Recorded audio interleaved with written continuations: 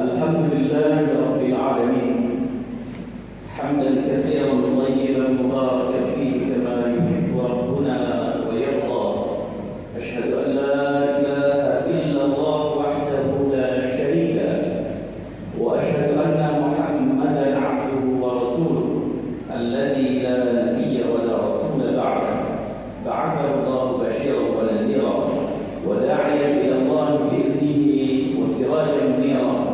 اللهم صل وسلم وبارك على سيدنا ونبينا محمد صلى الله عليه وسلم وعلى آله وصحبه وبارك وسلم أجمعين ومن تبعهم بإحسان إلى يوم الدين. قال الله تعالى في كتابه الكريم وهو أصدق القائلين: أعوذ بالله السميع العليم من الشيطان الرجيم. يا أيها الذين آمنوا اتقوا الله حق تقاته ولا تموتن إلا وأنتم مسلمون. يا أيها الناس اتقوا ربكم الذي خلقكم من نفس واحدة وخلق منها زوجها وبث منهما رجالا كثيرا ونساء واتقوا الله الذي تساءلون به والأرحام إن الله كان عليكم رقيبا. يا أيها الذين آمنوا اتقوا الله وقولوا قولا سديدا يصلح لكم أعمالكم ويغفر لكم ذنوبكم ومن يطع الله ورسوله فقد فاز فوزا عظيما. أما بعد فإن أصدق الحديث كتاب الله وخير الهدى هدى محمد صلى الله عليه وسلم. سبحانك لا علم لنا إلا ما علمتنا إنك أنت العليم الحكيم وتب علينا إنك أنت التواب الرحيم. اللهم ارزقنا الإخلاص والقبول والصبر والتقوى والرضا والصدق في القول والعمل. اللهم إنا نسألك فهم النبيين وحفظ المرسلين وإلهام الملائكة المقربين برحمتك يا أرحم الراحمين. آمين يا رب العالمين. معاشر المسلمين رحمكم الله. Marilah kita tingkatkan iman kita, takwa kita kepada Allah Subhanahu wa taala. Tak henti-hentinya setiap khatib naik mimbar selalu berpesan supaya kita meningkatkan amal ibadah kita dengan iman kita, dengan takwa kita kepada Allah Subhanahu wa taala. Ingat, hidup kita sesungguhnya bukan di dunia. Ingat sekali lagi, kita hidup bukan sesungguhnya di dunia ini, bukan. Tetapi hidup sesungguhnya nanti pada hari akhirat. Kita hidup di dunia ini ada jangka waktu.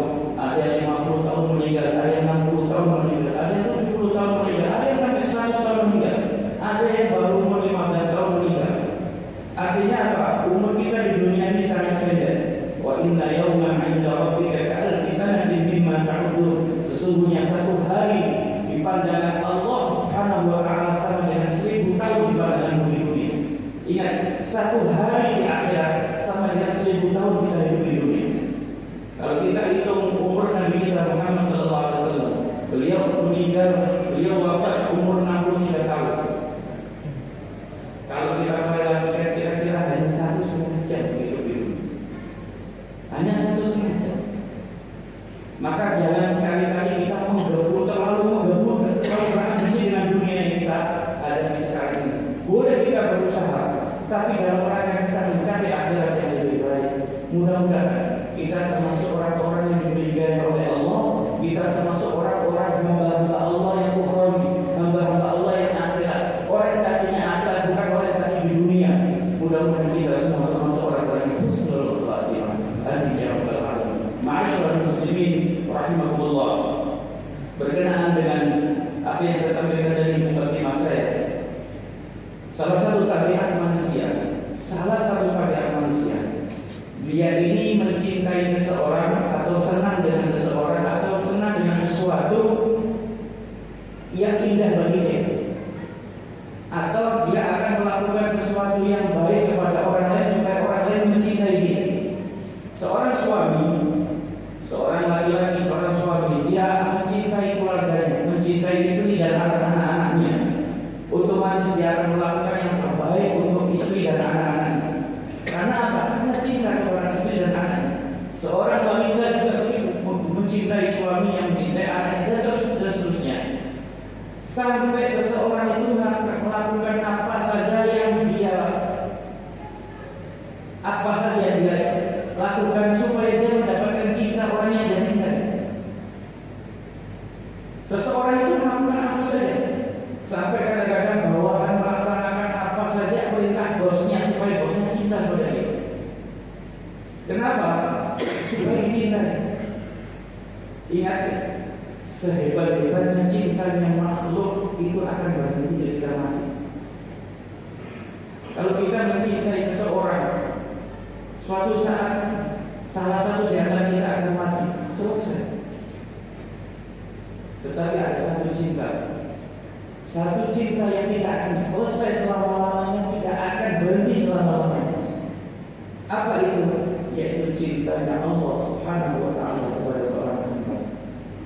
Cintanya Allah kepada seorang hamba ini kata Nabi sallallahu alaihi wasallam, rahmat Allah, kasih sayang Allah itu ada 100 bagian. 100 bagian. Satu bagian diturunkan oleh Allah di dunia ini. Satu bagian.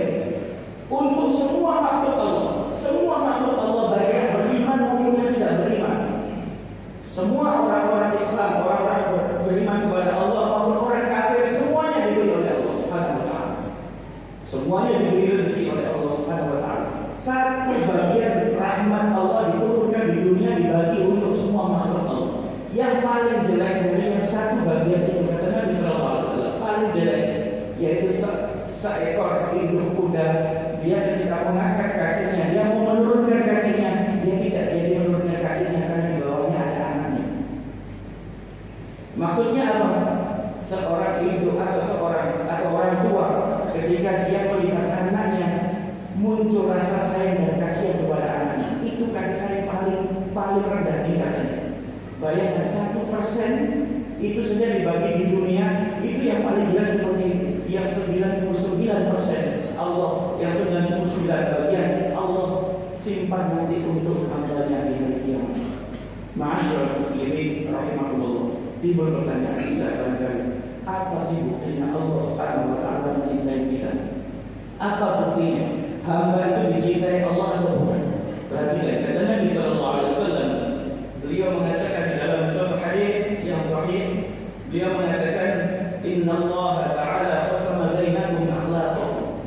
Sesungguhnya Allah Subhanahu wa Ta'ala membagikan kepada kalian akhlak-akhlak kalian. Jadi Allah membagikan akhlak-akhlak kepada kita. Dibagikan, ada yang akhlaknya baik, ada akhlaknya begini, semuanya dibagi oleh Allah. Kata Nabi sallallahu alaihi wasallam, kama qasama bainakum arzaqakum, sebagaimana Allah Subhanahu wa Ta'ala membagikan kepada kalian rezeki-rezeki. Semua rezeki Allah berikan kepada semua makhluk, baik itu beriman maupun tidak beriman, baik itu orang syirik maupun orang yang bertakwa beriman kepada Allah, semuanya diberi rezeki. Jadi jangan heran kalau kita melihat orang-orang yang tidak beriman kepada Allah rezekinya banyak. Dia kaya raya, punya ini, jangan heran. Memang Allah yang memberikan itu. Perhatikan, kata Nabi sallallahu alaihi wasallam, wa inna Allah ta'ala yu'til mal man ahabba wa man la. Sesungguhnya Allah Subhanahu wa Ta'ala memberikan harta dunia ini kepada siapa yang dicintai maupun siapapun yang tidak dicintai. Allah berikan harta kepada yang dicintai maupun yang tidak dicintai. Allah berikan semua. Tapi perhatikan kata Nabi sallallahu alaihi wasallam, wala yu'til iman illa man yuhib. Tapi Allah Subhanahu wa Ta'ala tidak memberikan iman kecuali kepada orang yang dicintai Allah Subhanahu. Perhatikan, Allah memberikan semuanya diberikan oleh Allah kecuali iman hanya kepada orang-orang yang dicintai oleh Allah Subhanahu wa Ta'ala. Dan ini orang-orang yang beriman kepada Allah. Ini bukan orang sembarangan, orang-orang khusus, orang-orang pilihannya Allah Subhanahu wa Ta'ala. Walaupun mungkin kondisi ekonominya dia tidak kaya raya, bukan berarti kalau kaya raya berarti dia orang baik. Fir'aun itu orang kaya, Qarun itu orang kaya, Abu Jahal, Abu Lahab kaya raya, luar biasa kaya. Tapi di hadapan Allah dia dilaknat oleh Allah dunia dan akhirat. Bukti cintanya Allah Subhanahu wa Ta'ala, Allah memberikan iman di dalam hati dan dada kita. Itu bukti cintanya Allah Subhanahu wa Ta'ala. Ma'asyiral muslimin rahimakumullah. Kemudian yang kedua, kata Nabi sallallahu alaihi wasallam, kalau Allah mencintai seorang hamba, maka Allah akan menghindarkan dia dari sikap kasar. Orang ini nanti akan dihindarkan dari sifat kasar. Justru orang ini akan menjadi orang yang lembut. Sesuai dengan kata Nabi sallallahu alaihi wasallam kepada istrinya, yaitu Aisyah radhiyallahu anha, ya Aisyah, hai Aisyah, inna Allah rafiq. Sesungguhnya Allah itu lemah lembut, maha lembut. Yuhibbur rifqa fil amri kulli. Sesungguhnya Allah itu maha lemah lembut, dia menyukai yang lemah lembut, yang halus, yang baik, yang ramah, yang lemah lembut. Itu sangat dicintai oleh Allah dalam segala urusan. Cinta, salah satu bukti cintanya Allah Subhanahu wa taala kepada seorang hamba, yaitu ketika dia ditanamkan kepada hatinya sifat lemah lembut. Apalagi tanda sifat lemah lembut? Wa idza tuliyat 'alaihim ayatuhu zadatuhum imanan wa 'ala rabbihim yatawakkalun. Yaitu orang-orang yang beriman betul kepada Allah, yang dicintai oleh Allah. Ketika dia mendengarkan ayat-ayat Allah, dia mendengarkan ayat-ayat Al-Quran, hatinya bergetar. Bahkan tidak sedikit ya, orang yang mendengarkan ayat Al-Quran nangis ketika mendengar ayat Al-Quran.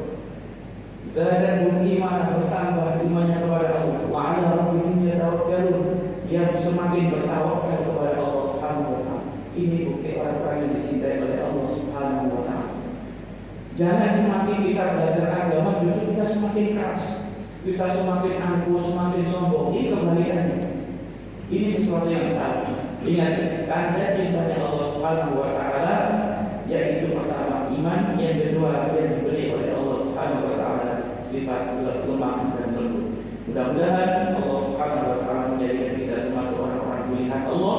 Mudah-mudahan kita termasuk orang-orang yang betul-betul mendapatkan cintanya Allah Subhanahu wa taala. Aku qouli hadza wa astaghfirullah wa lakum innahu huwal ghafurur rahim.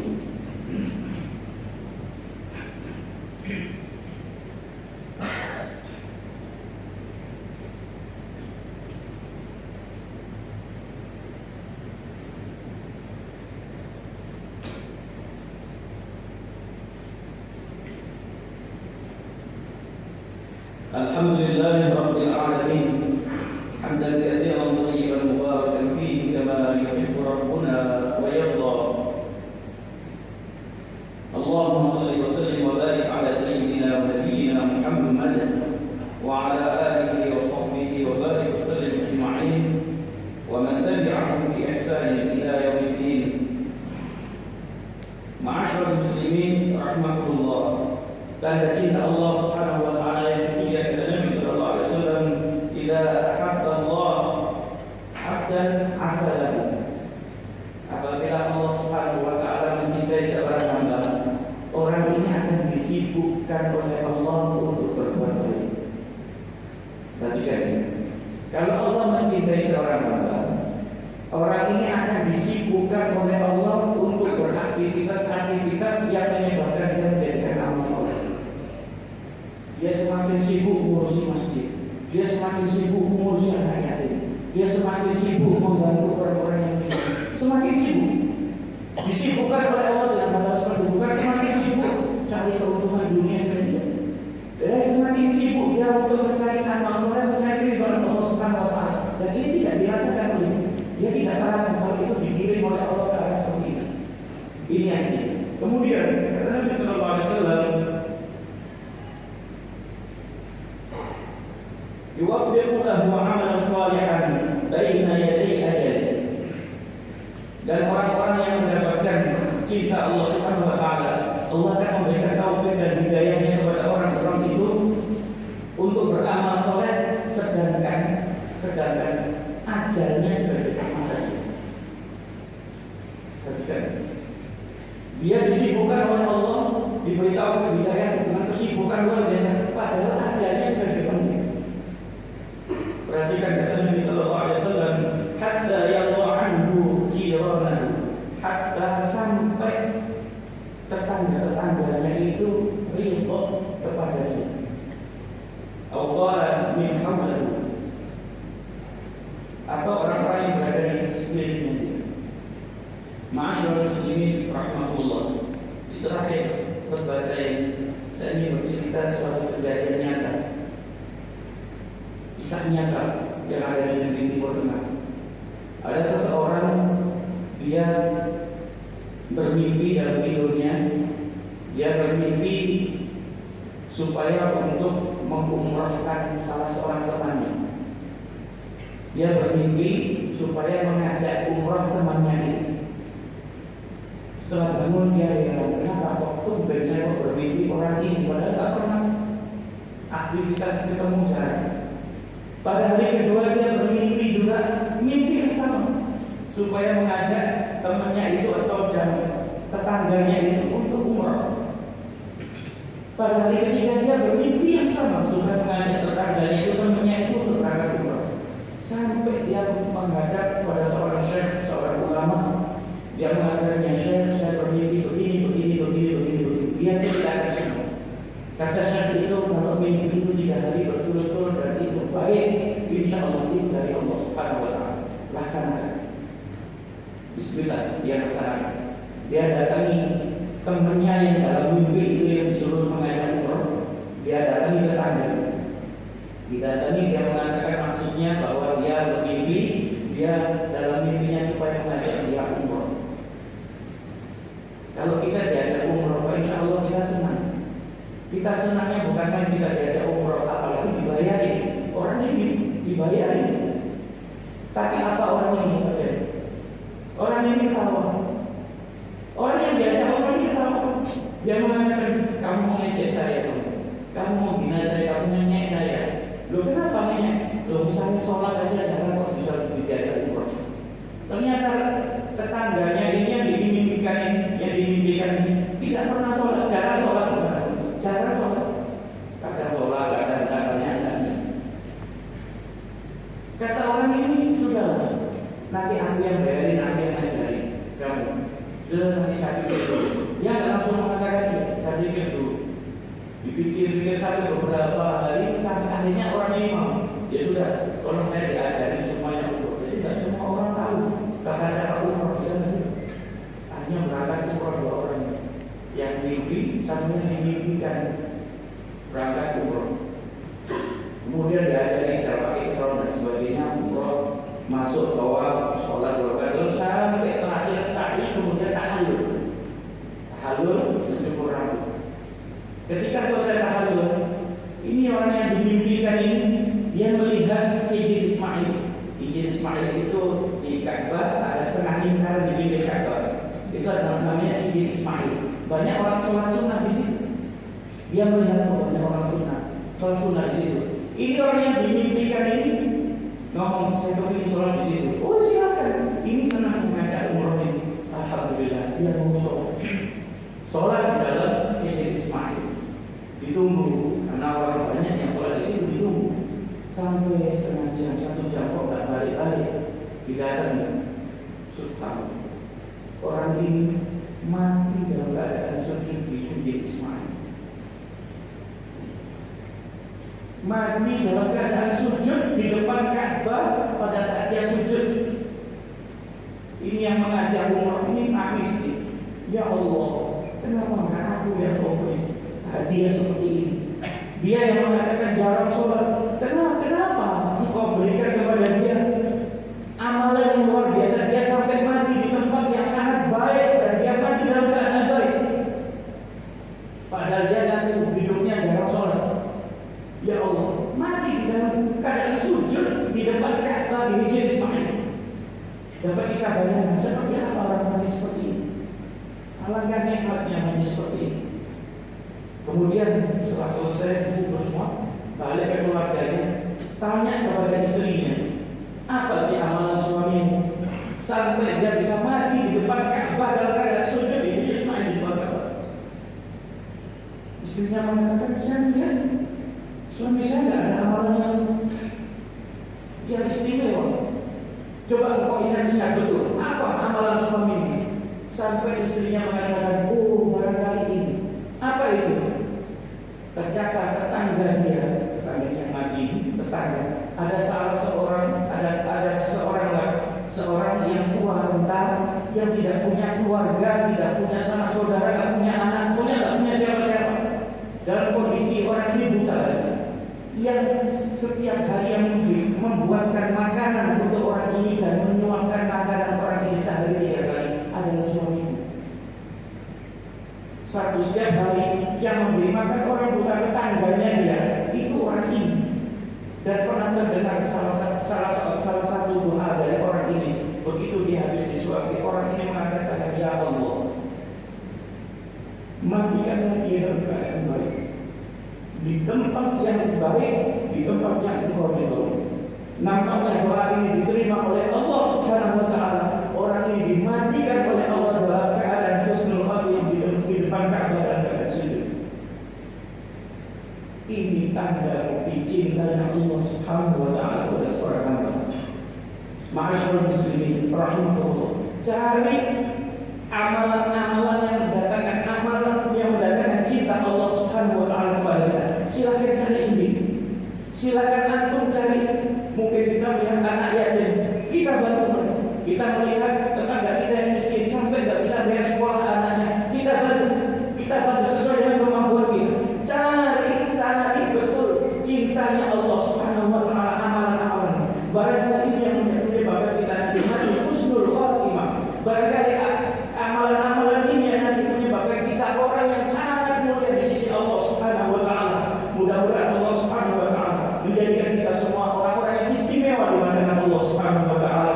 Mudah-mudahan kita termasuk orang-orang bersama para nabi, orang-orang yang siddiq, syuhada. Mudah-mudahan kita termasuk orang-orang yang saleh.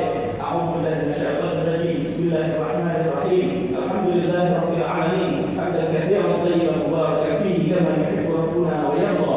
Allahumma shalli wa sallim wa barik ala sayyidina wa nabiyyina Muhammad wa ala alihi wa sahbihi wa barik wa sallim ajma'in. Allahumma ighfir lil muslimina wal muslimat wal mu'minina wal mu'minat al ahya'i minhum wal amwat. Innaka sami'un qaribun mujibud da'awat ya qadhi al hajat wa ghafir dhunub as sayyi'at wal khati'at ya dzal jalali wal ikram. Amitna ala dinika al islam was sunnah ya dzal jalali wal ikram. Amitna ala dinika al islam was sunnah ya dzal jalali wal ikram. Amitna ala dinika al islam was sunnah. Allahumma inna nas'aluka husnal khatimah biqawli la ilaha illallah Muhammadur Rasulullah wa na'udzu bika min su'il khatimah. Allahumma inna nas'aluka ridhaka wal jannah wa ma qarraba ilayha min qawlin wa 'amal wa na'udzu bika min sakhatika wan nar wa ma qarraba ilayha min qawlin wa 'amal. Allahumma arzuqna tawbatan nasuha qabla al-maut. Allahumma arzuqna tawbatan nasuha qabla al-maut. Allahumma arzuqna tawbatan nasuha qabla al-maut. Allahumma ya muqallibal qulub thabbit qulubana 'ala dinik wa 'ala ta'atik. Allahumma ighfir lana wa liwalidina warhamhuma kama rabbawna shighara. Allahumma ij'alna jami'an min ahli al-jannati al-firdaus al-a'la bighayri hisab ma'a nabiyyin was-siddiqin wash-shuhada'i was-salihin wa hasuna ulaika rafiqa. Allahumma rabbana hab lana min azwajina wa dhurriyyatina qurrata a'yun waj'alna lil-muttaqina imama. Rabbana atina fid dunya hasanah wa fil akhirati hasanah wa qina 'adzaban nar wa qina 'adzaban nar wa qina 'adzaban nar wa adkhilna jannata ma'al abrar ya aziz ya ghaffar ya rabbal alamin. Allahumma arzuqna al-ikhlas wal qabul was sabr wat taqwa wal ridha was sidqa fil qawli wal 'amal. Wa sallallahu ala sayyidina wa nabiyyina Muhammad wa ala alihi wa sahbihi wa sallam tasliman katsira. Subhana rabbika rabbil 'izzati 'amma yasifun wa salamun 'alal mursalin walhamdulillahi rabbil alamin. Wa aqim as-salata wallahu ya'lamu ma tasna'un.